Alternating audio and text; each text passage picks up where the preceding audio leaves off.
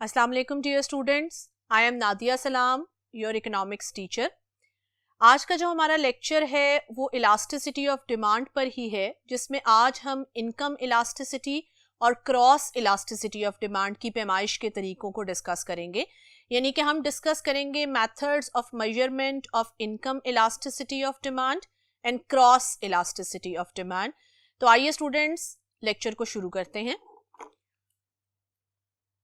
Students, जैसे हमने last lecture में ये पढ़ा था कि इलास्टिसिटी ऑफ डिमांड की 3 टाइप्स हैं: price elasticity of demand, income elasticity of demand and cross elasticity of demand.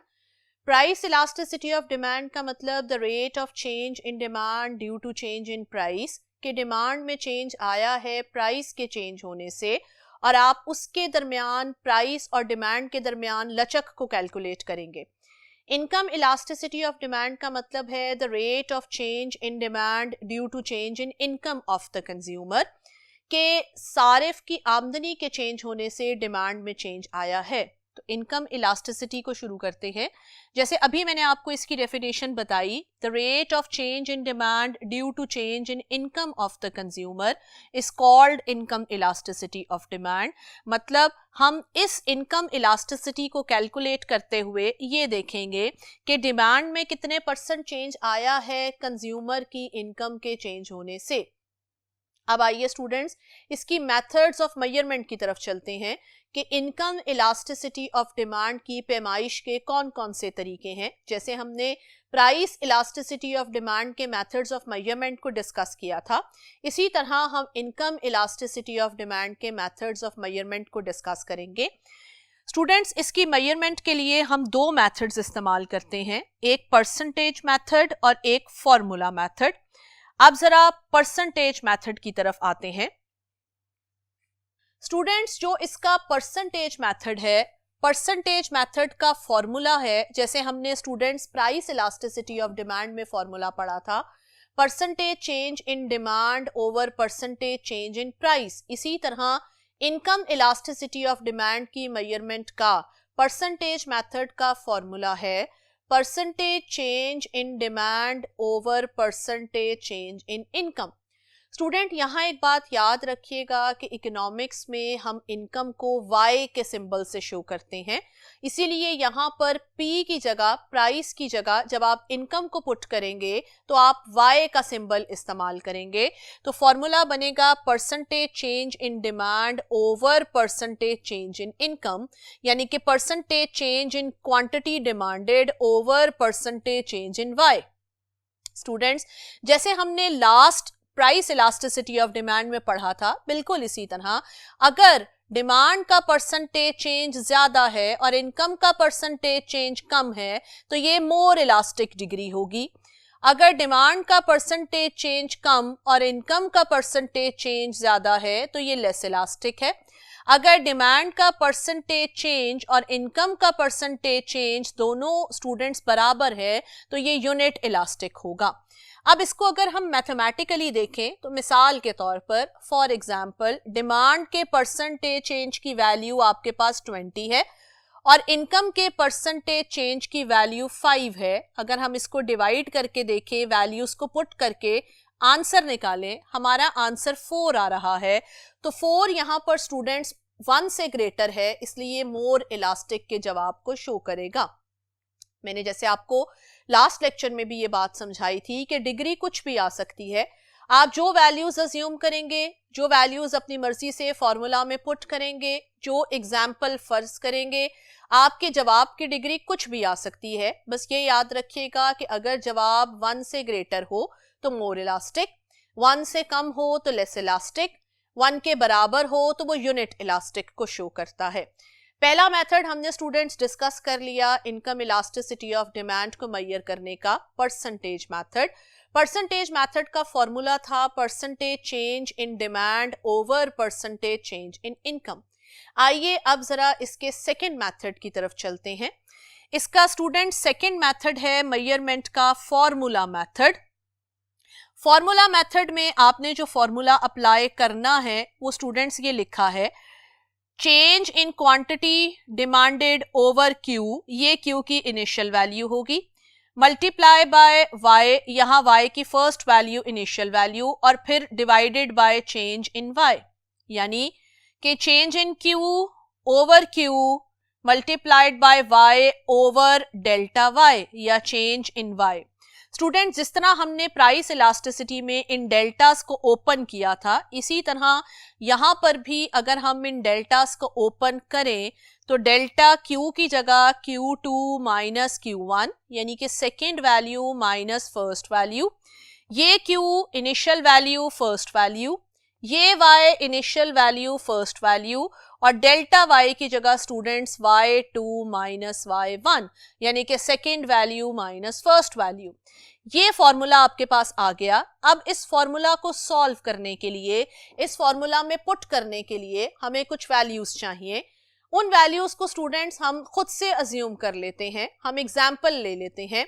यहाँ याद ही रखिएगा कि आपने दो एग्जाम्पल्स शो करके दिखानी है, यानी कि इनकम इलास्टिसिटी ऑफ डिमांड के फॉर्मूला मेथड में पुट करने के लिए आप दो एग्जाम्पल्स को शो करेंगे, जिसमें हमारी एग्जाम्पल नंबर 1 है नॉर्मल गुड्स की, यानी कि अगर हम इनकम इलास्टिसिटी ऑफ डिमांड को नॉर्मल गुड्स में कैलकुलेट करते हैं तो वो कैसे कैलकुलेट करेंगे। स्टूडेंट्स, नॉर्मल गुड्स का मतलब वो अशिया होती हैं जिनके बारे में सारिफ का रवैया मार्केट में नॉर्मल रहता है, यानी कि अगर आमदनी बढ़ती है तो नॉर्मली हम ये ऑब्जर्व करते हैं कि कंज्यूमर्स की डिमांड बढ़ जाती है और जब कंज्यूमर्स की इनकम कम होती है तो उनकी डिमांड कम हो जाती है। तो मतलब इनकम और नॉर्मल गुड्स की डिमांड का डायरेक्ट रिलेशनशिप है कि इनकम के बढ़ने से नॉर्मल गुड्स की डिमांड में इजाफा हो गया और इनकम के कम होने से नॉर्मल गुड्स की डिमांड में कमी आ गई। तो हमें एक मुस्बत रिलेशनशिप इनमें देखने को मिलता है कि इनकम और नॉर्मल गुड्स की डिमांड का एक डायरेक्ट और एक पॉजिटिव रिलेशनशिप है। अब इसी पॉजिटिव रिलेशनशिप को शो करने के लिए हम एक एग्जाम्पल लेते हैं, एक टेबल बनाते हैं कि मिसाल के तौर पर कंज्यूमर की इनकम 100 से 200 पर बढ़ी, तो अगर उसकी इनकम में इजाफा हुआ है तो नॉर्मल गुड्स की डिमांड बढ़कर 10 से 20 पर आ गई, यानी कि ये 100 Y1 है, ये 200 Y2 है, ये 10 Q1 है और ये 20 Q2 है। अब स्टूडेंट्स, हम इन्हीं वैल्यूज को अगर इस फॉर्मूला में पुट करेंगे जो अभी हमने पढ़ा है, तो इस फॉर्मूला में पुट करने के बाद हमारा जवाब 1 आ रहा है। स्टूडेंट्स, यहाँ ये समझना बहुत ज़रूरी है कि हमने प्राइस इलास्टिसिटी ऑफ डिमांड में जब फॉर्मूला में वैल्यूज पुट करके आंसर्स निकाले थे तो उसके साथ एक माइनस साइन आया था और मैंने आपको ये कहा था कि इस माइनस साइन का वैल्यू के साथ कोई ताल्लुक नहीं है। ये माइनस साइन सिर्फ और सिर्फ प्राइस और डिमांड के इनवर्स रिलेशनशिप को शो करता है। बिल्कुल इसी तरह यहाँ पे स्टूडेंट्स आपने देखा कि इनकम और डिमांड का चूंकि डायरेक्ट रिलेशनशिप है, ये नॉर्मल गुड्स की डिमांड है, रिलेशनशिप डायरेक्ट होने की वजह से यहाँ पे आपका जो फाइनल आंसर आएगा उसके साथ माइनस साइन नहीं है, ये फाइनल आंसर पॉजिटिव आएगा, इसीलिए इसके आंसर में माइनस साइन नहीं है। तो हम कोई इग्नोरेंस वाली बात यहाँ नहीं लिखेंगे, हम ये जो 1 है इसी को कंसिडर करेंगे। अब ये आंसर चूंकि 1 आ रहा है इसलिए 1 आंसर शो ये करेगा कि स्टूडेंट्स ये यूनिट इलास्टिक है। मैं बार बार इस बात को आपके सामने रिपीट कर रही हूं कि आपने इस बात पे स्टूडेंट्स कंफ्यूज नहीं होना कि डिग्री 1 ही आएगी या 1 से ज्यादा आएगी। डिग्री का आंसर कुछ भी आ सकता है, आपका फाइनल आंसर 1 से ग्रेटर भी आ सकता है। अगर आप यहाँ पे टेबल कुछ और बनाएं, वैल्यूज कोई और अज्यूम करेंगे तो यकीनन आंसर की डिग्री कुछ भी आ सकती है। बस आपने दो बातों का ध्यान रखना है यहाँ पर कि अगर आप नॉर्मल गुड्स का रिलेशनशिप दिखा रहे हैं इनकम के साथ तो आपने रिलेशनशिप डायरेक्ट रखना है। आमदनी को बढ़ाया तो डिमांड बढ़ेगी, आमदनी को कम किया तो डिमांड कम होगी और वैल्यूज पुट करने से आपका जो भी जवाब आएगा वो पॉजिटिव होगा।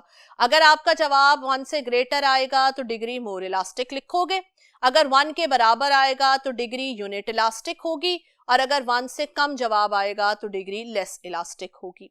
अब जरा आइए इसकी एग्जाम्पल नंबर 2 पे चलते हैं। स्टूडेंट्स यहाँ पर जो इसकी एग्जाम्पल नंबर 2 है, हमने एग्जाम्पल नंबर 1 में इनकम और नॉर्मल गुड्स की डिमांड को लिया था। अब हमारी जो एग्जाम्पल नंबर 2 है उसमें हम इनकम और इंफीरियर गुड्स की डिमांड को डिस्कस करेंगे। इनकम और इंफीरियर गुड्स की डिमांड को डिस्कस करेंगे। स्टूडेंट्स, अब ये इंफीरियर गुड्स क्या होती हैं? इंफीरियर गुड्स यानी कि कमतर अशिया, वो अशिया कि जिनको आप ज्यादा अहमियत नहीं देते हैं। जब आपकी आमदनी बढ़ेगी, एक सारिफ की आमदनी जब बढ़ती है तो वो यकीनन परचेजिंग पावर ज्यादा होने की वजह से सुपीरियर गुड्स को खरीदने की कोशिश करेगा, सुपीरियर गुड्स की डिमांड में इजाफा करेगा और इंफीरियर गुड्स की डिमांड कम हो जाएगी। तो इसका मतलब ये हुआ कि आमदनी के बढ़ने से, इनकम के बढ़ने से आप इंफीरियर गुड्स की डिमांड को कम कर देते हैं, यानी कि वो तमाम अशिया जिनकी वैल्यू आपकी नज़र में कम होती है और आप उन अशिया की तलब में इजाफा कर देते हैं जिनकी वैल्यू आपकी नज़र में ज़्यादा होती है। तो इसका मतलब है कि इनकम और इंफीरियर गुड्स की डिमांड का इन्वर्स रिलेशनशिप है। जैसे स्टूडेंट्स, हमने लॉ ऑफ डिमांड की लिमिटेशंस में एक बात पढ़ी थी कि मिसाल के तौर पर कंज्यूमर की आमदनी जब बढ़ती है तो आमदनी के बढ़ने से वो बीफ की बजाय मटन को खरीदना शुरू कर देगा। तो इसका मतलब बीफ उसके लिए इंफीरियर है और मटन उसके लिए सुपीरियर है।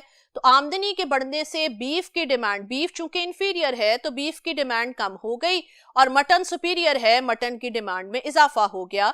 तो इसका मतलब स्टूडेंट्स के आमदनी के बढ़ने से इंफीरियर गुड्स की डिमांड कम हो जाती है और आमदनी के कम होने से इंफीरियर गुड्स की डिमांड ज्यादा हो जाती है। अब इसी को अगर हम एक टेबल से शो करें कि कंज्यूमर की इनकम बढ़कर 100 से 200 पर गई तो इनकम के बढ़ने से इंफीरियर गुड्स की डिमांड कम होकर 10 से 5 पर आ गई। ये Q1 है, ये स्टूडेंट्स Q2 है, ये Y1 की वैल्यू है, ये Y2 की वैल्यू है। आप इसी फॉर्मूला में जो अभी हमने इससे थोड़ी देर पहले पढ़ा, उस फॉर्मूला में अगर इन वैल्यूज को पुट करते हैं तो आपका जो फाइनल आंसर आ रहा है वो स्टूडेंट्स -0.5 है। यहां पर स्टूडेंट्स, अब ये बात दोबारा से मैं रिपीट कर रही हूं आपके लिए कि अब यहां चूंकि रिलेशनशिप इनवर्स है, इनकम के बढ़ने से डिमांड कम हो गई, तो इसलिए यहां पर भी जो इलास्टिसिटी का जवाब आ रहा है उसके साथ माइनस का साइन आएगा, क्योंकि रिलेशनशिप इनवर्स है। माइनस साइन को हम इग्नोर करेंगे और फाइनल आंसर 0.5 होगा। 0.5 चूंकि 1 से कम है तो ये लेस इलास्टिक की डिग्री आएगी। अब आइए students, income elasticity of demand के बाद लास्ट टाइप ऑफ इलास्टिसिटी पे चलते हैं, which is cross elasticity of demand.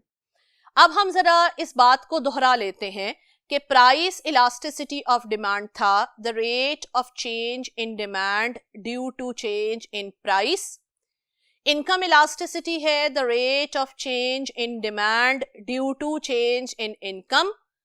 Cross elasticity है the rate of change in demand of good A due to change in price of good B. मतलब अगर एक good की डिमांड में change आया है दूसरी गुड की प्राइस के चेंज होने से, तो ये क्रॉस इलास्टिसिटी ऑफ डिमांड होगा। जैसे स्टूडेंट्स, मैंने आपको एग्जाम्पल दी थी कि क्रॉस इलास्टिसिटी ऑफ डिमांड में मसलन पेट्रोल की कीमत की वजह से गाड़ियों की डिमांड में चेंज आए, या इंक की कीमत के चेंज होने से पेन की डिमांड में चेंज आए, पेप्सी की कीमत के चेंज होने से कोक की डिमांड में चेंज आए, तो ये students cross elasticity of demand होगा। फॉर एग्जाम्पल स्टूडेंट्स, ये मार्कर है, अगर इस मार्कर की डिमांड में चेंज आया है इसी मार्कर की प्राइस के चेंज होने से, इस मार्कर की डिमांड में चेंज आया इसी मार्कर की प्राइस के चेंज होने से, तो ये प्राइस इलास्टिसिटी ऑफ डिमांड है। अगर इस मार्कर की डिमांड में चेंज आया कंज्यूमर की इनकम के चेंज होने से, तो ये इनकम इलास्टिसिटी ऑफ डिमांड है। और अगर इस मार्कर की डिमांड में चेंज आए इसकी इंक की प्राइस के चेंज होने से, तो स्टूडेंट्स फिर ये क्रॉस इलास्टिसिटी ऑफ डिमांड होगा। अब जरा आते हैं कि क्रॉस इलास्टिसिटी ऑफ डिमांड की डेफिनेशन क्या है। क्रॉस इलास्टिसिटी ऑफ डिमांड की डेफिनेशन है the rate of change in demand of good A due to change in price of good B. यानी कि अगर ए गुड की डिमांड में चेंज आ रहा है बी गुड की प्राइस के चेंज होने से, तो ये क्रॉस इलास्टिसिटी है। स्टूडेंट्स, बिल्कुल इनकम इलास्टिसिटी की तरह क्रॉस इलास्टिसिटी की मेजरमेंट के भी दो मेथड्स हैं, एक है परसेंटेज मेथड और एक है फॉर्मूला मेथड। तो आइए जरा इन मेथड्स को एक दफा डिस्कस करते हैं। स्टूडेंट, इसकी मेजरमेंट का पहला मेथड है परसेंटेज मेथड। परसेंटेज मेथड का फॉर्मूला है percentage change in demand of a good divided by percentage change in price of be good. उसी तरह जैसे हमने बाकी टू टाइप्स में किया था कि अगर डिमांड का परसेंटेज चेंज प्राइस के परसेंटेज चेंज से ज्यादा है तो मोर इलास्टिक, डिमांड का परसेंटेज चेंज प्राइस के परसेंटेज चेंज से कम है तो लेस इलास्टिक, और अगर गुड ए की डिमांड का परसेंटेज चेंज गुड बी की प्राइस के परसेंटेज चेंज के बराबर है तो ये यूनिट इलास्टिक। अब इसी तरह स्टूडेंट्स, अगर आप इसमें न्यूमेरिकल वैल्यूज खुद से अज्यूम करके पुट करें कि मिसाल के तौर पर गुड ए में 10% चेंज है, गुड ए की डिमांड में 10% चेंज है और गुड बी की प्राइस में 20% चेंज है, ये हमने अज्यूम की है वैल्यूज, फर्ज की हैं, तो हमारा जवाब 1/2 है जो कि लेस इलास्टिक को शो करता है। अब जरा स्टूडेंट्स इसके सेकेंड मेथड ऑफ मेजरमेंट पे आते हैं। इसका सेकेंड मेथड ऑफ मेजरमेंट है फॉर्मूला मेथड। फॉर्मूला मेथड में फॉर्मूला है delta Q A over Q A multiplied by P B over delta P B. Students, यहाँ ए और बी मेंशन करना जरूरी है। अगर आप यहाँ ए और बी मेंशन नहीं करेंगे तो फिर ये प्राइस इलास्टिसिटी ऑफ डिमांड का फॉर्मूला बनेगा। इसीलिए हमें यहाँ ए और बी मेंशन करना पड़ता है ताकि हम डिफरेंशिएट कर सकें कि ये क्रॉस इलास्टिसिटी ऑफ डिमांड का फॉर्मूला है। मतलब ए गुड की डिमांड में चेंज आ रहा है बी गुड की प्राइस के चेंज होने से। इस फॉर्मूला को हमने जस्ट लाइक अदर फॉर्मूलाज जैसे हमने पहले पढ़े थे ओपन कर दिया। यहां पर भी स्टूडेंट्स हम दो एग्जाम्पल्स के साथ इसे एक्सप्लेन कर रहे हैं। हमारी जो एग्जाम्पल नंबर 1 है वो सब्स्टिट्यूट्स के लिहाज से है। जैसे मैंने आपको अभी बताया कि क्रॉस इलास्टिसिटी ऑफ डिमांड का मतलब है कि ए गुड की डिमांड में चेंज आया बी गुड की प्राइस के चेंज होने से। तो फॉर एग्जाम्पल जो बी गुड है वो ए गुड का सब्स्टिट्यूट है। सब्स्टिट्यूट का मतलब मुतबादिल। मिसाल के तौर पर पेप्सी और कोक, ये दोनों एक कोल्ड ड्रिंक्स एक दूसरे के मुतबादिल हैं। तो अब जरा इसका टेबल देख लेते हैं। अगर पेप्सी की कीमत में इजाफा हुआ है तो पेप्सी की कीमत के बढ़ने से या उसमें इजाफा होने से जो पेप्सी के बायर्स हैं वो पेप्सी छोड़कर कोक लेना शुरू कर देंगे, तो कोक की डिमांड बढ़कर 20 से 40 पर आ गई। नाउ स्टूडेंट्स, यहाँ कोक की अपनी प्राइस में कोई चेंज नहीं आया है, कोक की कीमत उसी जगह पर है, लेकिन पेप्सी की कीमत के बढ़ने से उसका इफेक्ट कोक की डिमांड पर पड़ा और कोक की डिमांड बढ़कर 20 से 40 पर आ गई। अब आप देख रहे हैं कि गुड ए की कीमत और गुड बी की डिमांड के दरमियान पॉजिटिव रिलेशनशिप है, यानी कि पेप्सी की कीमत के बढ़ने से कोक की डिमांड में तलब में इजाफा हो गया, रिलेशनशिप डायरेक्ट आ गया, तो यहां जो भी आंसर आएगा वो पॉजिटिव होगा। अब स्टूडेंट्स, ये Q1 है, ये Q2 है, ये P1 है, ये P2 है। आप इसे फॉर्मूला में पुट करेंगे, यहां जवाब 1 आ रहा है और ये पॉजिटिव आंसर आ रहा है, तो इसका मतलब ये 1 है, तो ये डिग्री यूनिट इलास्टिक की होगी। अब जरा एग्जाम्पल नंबर 2 पर जाते हैं। स्टूडेंट्स, एग्जाम्पल नंबर 2 यहां पर कॉम्प्लीमेंट्री गुड्स के साथ एक्सप्लेन की गई है। कॉम्प्लीमेंट्री गुड्स का मतलब लाजिमो मलजूम अशिया, यानी कि वो दो गुड्स जो एक दूसरे को कंप्लीट करती हैं। जैसे पेन इंक के बगैर इनकम्प्लीट है, इंक उसे कंप्लीट करता है। गाड़ी पेट्रोल के बगैर इनकम्प्लीट है, पेट्रोल उसे कंप्लीट करता है। तो इन्हें हम कॉम्प्लीमेंट्री गुड्स कहते हैं या जॉइंट डिमांडेड गुड्स कहते हैं, जिन्हें एक साथ तलब किया जाता है, एक साथ डिमांड किया जाता है। अब जरा इस एग्जाम्पल का टेबल बनाते हैं। यहां पर मैंने इंक और पेन की एग्जाम्पल ली है। तो मिसाल के तौर पर अगर इंक की कीमत में इजाफा हो गया, इंक की कीमत बढ़ गई। अब अगर इंक की कीमत बढ़ गई है तो इंक की कीमत के बढ़ने से इंक की डिमांड कम हो जाएगी। जब इंक की डिमांड कम हो जाएगी तो ऑटोमेटिकली जो पेन्स हैं उनकी डिमांड भी कम हो जाएगी। अब यहां आप देख रहे हो स्टूडेंट्स के पेन्स की प्राइस में कोई चेंज नहीं आया, लेकिन पेन्स की डिमांड में कमी आई क्योंकि इंक की कीमत में इजाफा हो गया। तो इसका मतलब ये कॉम्प्लीमेंट्री गुड्स की क्रॉस इलास्टिसिटी है। और यहां पर आप टेबल पे देख रहे हो कि रिलेशनशिप इनके दरमियान इनवर्स है। इंक महंगी हो गई, पेन की तलब कम हो गई, तो रिलेशनशिप इनवर्स है, इसलिए इसका जवाब जब आप फाइनल आंसर कैलकुलेट करेंगे तो वो नेगेटिव आएगा। इन वैल्यूज को स्टूडेंट्स हम फॉर्मूला में अगर पुट करते हैं तो हमारा फाइनल आंसर -1/5 आता है। माइनस साइन को अगेन हम इग्नोर करेंगे और हमारा जवाब जो 1/5 है वो लेस इलास्टिसिटी को शो करेगा। तो स्टूडेंट्स यहां पर हमने ये देखा कि इलास्टिसिटी ऑफ डिमांड की मेजरमेंट के मेथड्स कौन कौन से हैं। स्टूडेंट्स हमने प्राइस इलास्टिसिटी ऑफ डिमांड की मेजरमेंट के मेथड्स भी पढ़े, इनकम और क्रॉस इलास्टिसिटी ऑफ डिमांड की मेजरमेंट के मेथड्स भी पढ़े। अब हमारा जो तलब का टॉपिक है, जो डिमांड एनालिसिस का टॉपिक है, वो कंप्लीट हो गया है, जिसमें हमने स्टूडेंट्स लॉ ऑफ डिमांड पढ़ा, डिमांड के चेंजेस पढ़े और इलास्टिसिटी ऑफ डिमांड पढ़ा। यहां इस लेक्चर में ये टॉपिक कंप्लीट हो गया है। इंशाल्लाह नेक्स्ट लेक्चर में हम रसद या सप्लाई का टॉपिक शुरू करेंगे। अपना ख्याल रखिएगा। बहुत शुक्रिया। अल्लाह हाफिज।